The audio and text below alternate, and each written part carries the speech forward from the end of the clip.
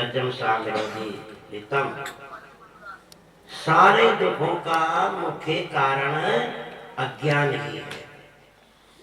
और अज्ञान की निवृत्ति कहीं से होती है? ज्ञान से। अंधारों कहीं क्यों भाग गए? उजाला। अज्ञान कहीं से मिटे? ज्ञान से। और ज्ञान कहाँ मिले? कोई किराना स्टोर में है, कोई टेंट हाउस वाला को न मिले। ज्ञान कहाँ मिले? गुरुदेव की शरण में।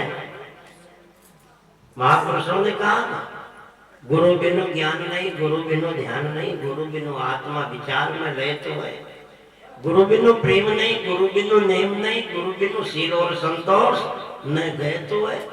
गुरु बिनु अभ्यास नहीं, बुद्धि को प्रकाश नहीं, ब्रह्मों को नाश नहीं, संशय रहे तो है। गुरु कोटि बिनु हाट नहीं, गुरु बिनु बाट नहीं, कोटि बिनु हाट नहीं, सुंदर प्रकट लोग वेद योग कहे तो है। ये सारी चीजें कहाँ मिलती है? गुरुदेव के द्वारा, गुरु की शरणागति में। इसीलिए तो संतों ने कहा है, गुरु शरण की एक ऐसी जाल है जो इस जीव को भवसागर से पार कर सकती है। भगवान जगतगुरु शंकराचार्य जी लिखते हैं कि अपार संसार समुद्र मध्य किमस्ति शरणम में गच्छन्ति, गुरुर कृपालो कृपया वदेत विश्वेश पदम भुजम दीर्घनौका। तो और वो ज्ञान कब पैदा होता है? अपने अंदर ज्ञान कब होता है?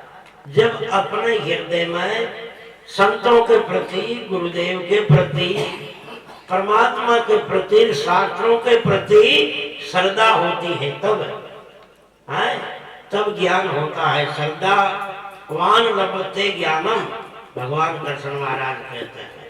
जैसे इन संतों से सुना है कि शेरनी का दूध हमेशा सोने के बर्तन में रहता है, इसी तरह ये सत्संगकार महापुरुषों का ज्ञान भी श्रद्धा के पात्र में ही जीवन में टिकता है। और वो श्रद्धा कब पैदा होती है? जिनका हृदय पवित्र होता है, जिनका अंतःकरण शुद्ध होता है, तभी हृदय में भक्ति की, सत्संग की श्रद्धा पैदा होती है। और अंतःकरण पवित्र कब होगा? अंतःकरण पवित्र कब होगा? जब अपन शुभ कर्मी होंगे। क्योंकि कीचड़ पैदा भी पानी से ही होता है और वापस कीचड़ साफ भी पानी से ही होता है। इसलिए पाप पैदा भी कर्म के द्वारा ही होता है और पाप की निवृत्ति भी कर्मों के द्वारा ही होती है। शुभ कर्म के द्वारा पाप पैदा होता है तो शुभ कर्मों के द्वारा पाप वापस मिटता है। इसलिए तो हरदयाल जी महाराज सारवतावली ग्रंथ पर कहते हैं कि जलकर उपजत पाप किल और जलकर पंख विनाश, मन कर उपजत पाप किल और मन कर ही अग्नाश। जलकर कर्दम उपजे जलकर पंख विनाश, मन कर उपजत पाप किल मन कर ही अग्नाश। कर्दम कहते हैं कीचड़ को और पंख भी कहते हैं कीचड़ को।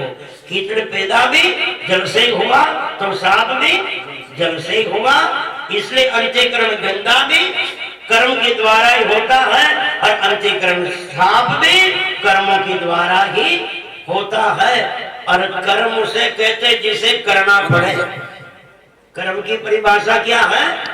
जिनको इच्छा से करना पड़े। इसका मतलब किए बिना कुछ होने वाला नहीं है। सुना मैं, तेरा हो सब टुकड़ा दूर, कब दया हो सतगुरु की। पर समझ लो ये कि सतगुरु की दया हो वह कब? सीधे पीपीर तुम्हारा खाता बड़ा विद्या शीशिया के लारा दूसरो सामान घटका मार दिया।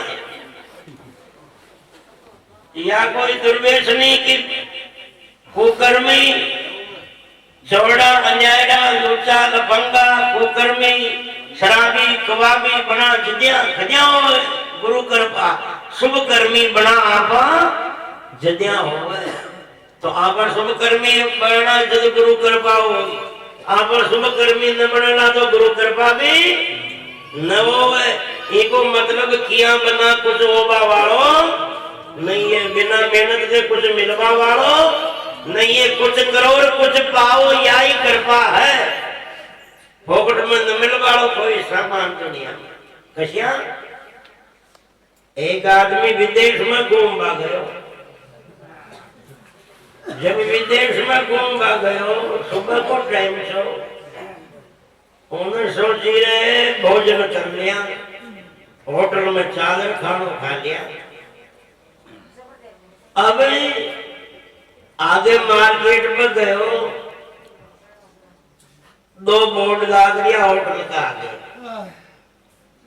कि या अमेरिका की होटल और या हिंदुस्तानी होटल दोया गए न्यारा न्यारा बोर्ड लाग दिया उन्हें सोची कि हिंदुस्तान में तो रहे वही जाओ हिंदुस्तान की ओर ले वो तो दूसरी खानो तो ही खाए अरे भाई विदेश में आया था तो फिर अब तो विदेश की कोई खाड़ देगा न देगा विदेश की ओर लागो ज्ञान को रखा जो बोर्ड लाग रही हो कि भाई अमेरिका की होटल निशान लाग रही हो जो वो गली में घुस गए वो गली में घुसियो सामने और दो बोर्ड आ गया और दो ही बोर्ड की अलग अलग गली दो ही बोर्ड में लिख रही क्या देसी घी को खानो और डालडा को खानो एक तरफ लिख रही क्यों देसी घी को खानो और एक तरफ डालडा को खानो उन्हें सोची विदेश में आया था तो डालडा के फांसी क्यों पड़ रहे खावा तो फिर देसी घी कोई खावा में खुराक था देसी घी कर लिए निकली क्यों जी गली में जा घुसी वो गली में थोड़े आगे की ओर दो बोर्ड और लाग रहा दो ही गले वो दो ही बोर्ड में लिख रही क्या एक में लिख रही क्यों कि पैसा क्यों खानो एक में लिख रही क्यों फ्री में खानो एक में तो रुपया क्यों खानो और एक में फ्री में खानो इन्हें सोची कि फ्री में ही पाना पड़ रही हो तो पेमेंट टका खर्च करेगा ये रुपया वाली गली में ही क्यों घुसा फ्री में पाना पड़ रही हो तो फिर फोकट वाली गली में घुसा जो ही फोकट फ्री का खाना को बोर्ड लाग रही हो जी गली में वो गली में वो गेट में घुसियो चाल तो रियो जो चालता ही फाटो मार्केट में खड़ी हो होटल के बाहर जो बाहर खड़ी और समझ जाके तो एक बोर्ड लाग रही है जिसमें लिख रही क्या कि फ्री में कुछ नहीं मिलता है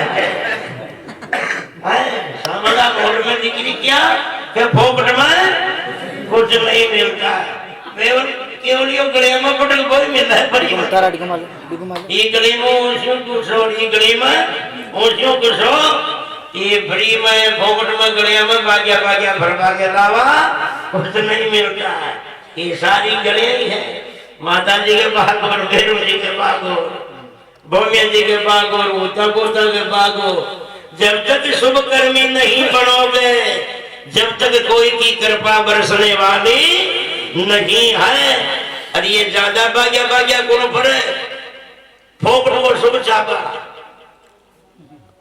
10 20 5 50 रुपया की अगरबत्ती दूंदा डाला 50 रुपया को खर्चो कर 50,000 को फायदो ये बड़ा ये रुपया भरे ये दुकानिया है कब मेहनत तो करा को ना आराम जो मौज मस्ती जो करा पड़ियारा ठोतारा और कोई बार द्वार खेती बार न जाए कोई देवता के दूंदाड़ो करियावा और उनकी कृपा बरसती रह रहा पर ठाठ क्यों जीता रहा ये फोकट को सुख देर बाबा अंधविश्वासी बने फोकट को सुख ढूंढ वाला ज्यादातर पाखंडी बने और ये झूठ की बीमारियों में वही उलझा पड़े। इसलिए कहा है कि और महात्मा कबीर ने तो कहा कृपा करना पड़ेगा। ईमानदार पर भरोसा कौन नहीं करता। जिस गांव को भरोसा हो जाए कि ये आदमी बस्ती में ईमानदार है, उनकी सहायता करने वाले 100 खड़े हो जाते हैं बिना कहे। इसलिए अगर जो शुभ कर्मी होगा, जो नीतिवान होगा, मर्यादा से जीने वाला होगा, धर्मात्मा होगा, उनके ऊपर तो भगवान को 3 बार मजबूर होकर कृपा करना पड़ेगा। महात्मा कबीर ने तो इतना कहा है, ये मन निर्मल भया जैसे गंगा नीर, पाचे पाचे हरि फिरे कहे कबीर कबीर। है कि मेरे कर्मों में ईमानदारी सत्यता होगी, भगवान को मैं ढूंढने नहीं जाऊंगा। कबीर को ढूंढते ढूंढते भगवान को आना पड़ेगा। रविदास जी महाराज ने भी कितना सुंदर कहा है कि प्रभु भक्त रसना से हरि नाम भजे और हाथा करे सत्कार। रसना से हरि नाम भजे और हाथा करे सत्कार। राम मिले घर आई के कहे रविदास विचार। है इसलिए ये कर्मों की ताकत है। सब संतों का यही निर्देश है। जिंदगी की सुधार की शुरुआत यहीं से होती है। शुभ कर्मी बनो और शुभ कर्मी बनने की शुरुआत प्रथम यहीं से होती है। खाना और पीना शुद्ध रखो, अशुद्ध खाना और अशुद्ध पीना छोड़ दो। आज शुद्धो सत शुद्धो सत शुद्धो ध्रुवाय समृद्धि। क्यों? खाने और पीने की चीजों का अपने अंतःकरण में बहुत बड़ा प्रभाव होता है।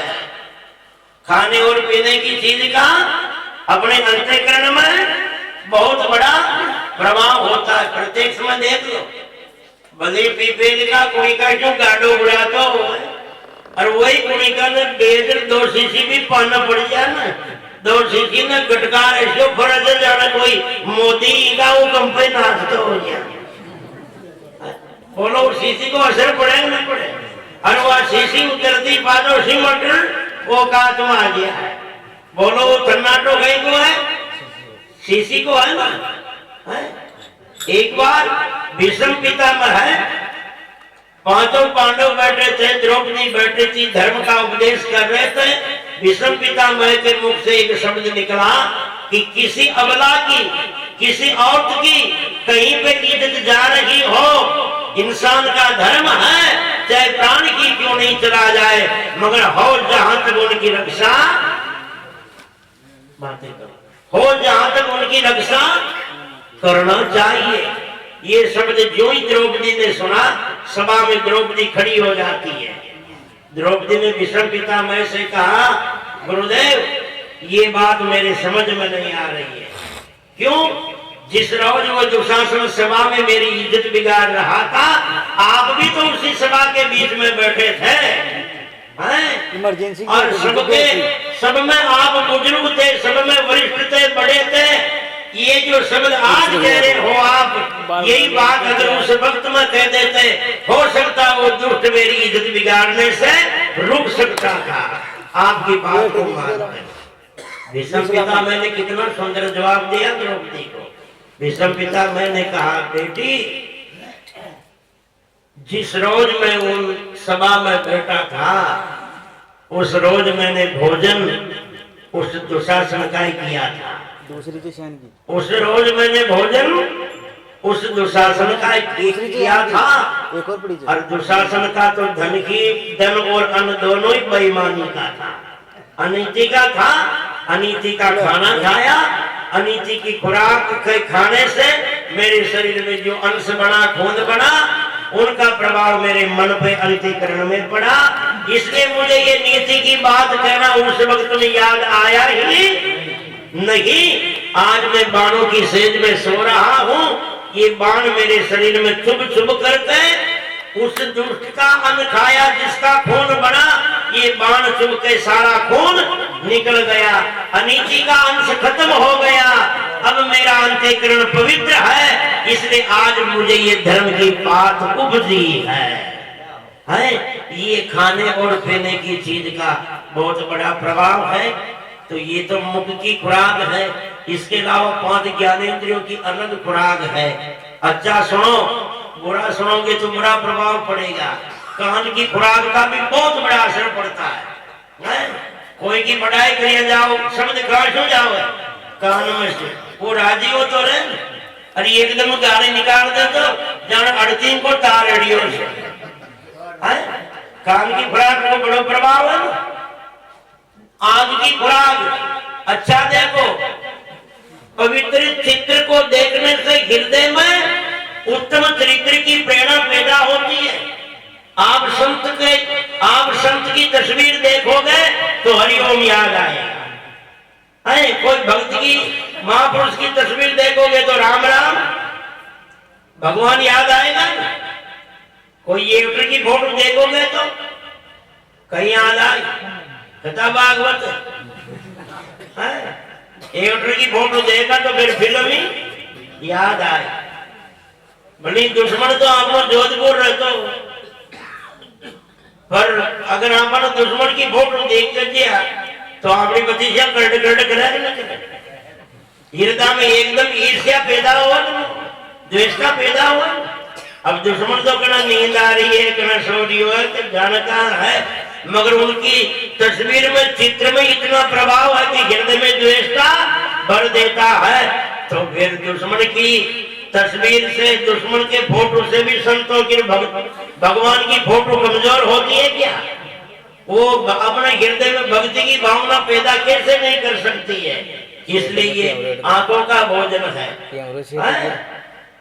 इसलिए 5 ज्ञानेंद्रियों का 5 प्रकार का भोजन जो है, अच्छा खाना, अच्छा देखना, अच्छा सूंघना, अच्छा छूना, अच्छा सुनना, ये होगा तो